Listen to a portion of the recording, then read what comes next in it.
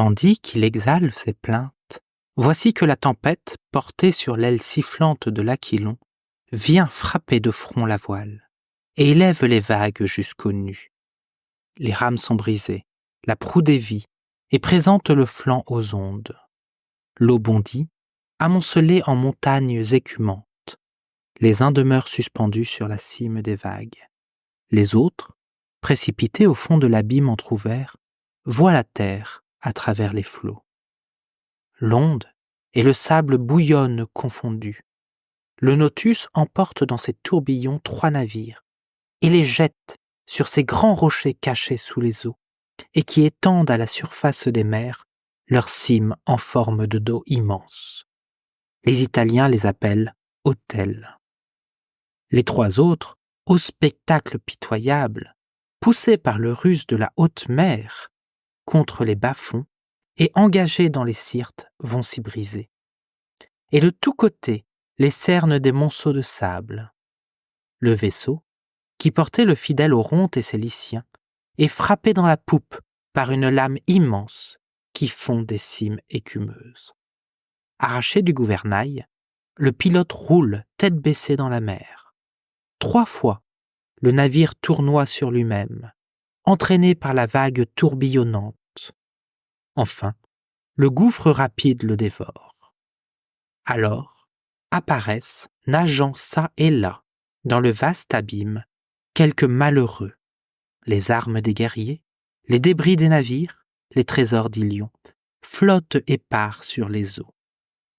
Déjà, le solide vaisseau d'Ilionée, celui du vaillant Achaté, celui qui porte Abas et le vieil Aléthès, succombe, vaincu par la tempête. Tous reçoivent dans leurs flancs désunis l'onde ennemie et s'affaissent en éclatant.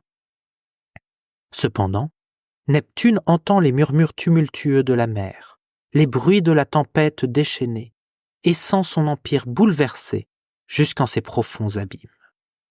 Troublé par ce désordre, il lève au-dessus des flots sa tête majestueuse et porte au loin ses regards. Il voit la flotte d'Énée, dispersée sur toute la mer, les Troyens écrasés par les vagues, et le ciel qui s'écroule sur eux.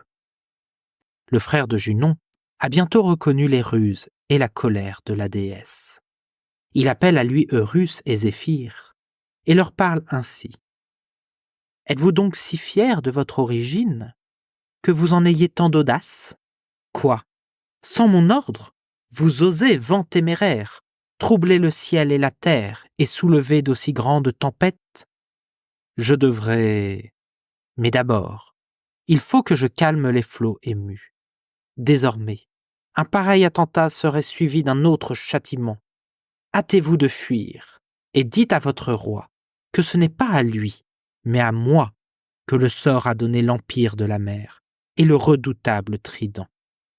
À lui ces rochers, vos demeures profondes, à lui cette cour, qu'il y triomphe et qu'il règne sur vos prisons fermées. » Il parlait encore que le sein gonflé des mers tombait à sa voix. Le dieu dissipe les nuages amoncelés et ramène le soleil. Cimotoé et Triton, rassemblant leurs efforts, dégagent les vaisseaux suspendus aux pointes des écueils.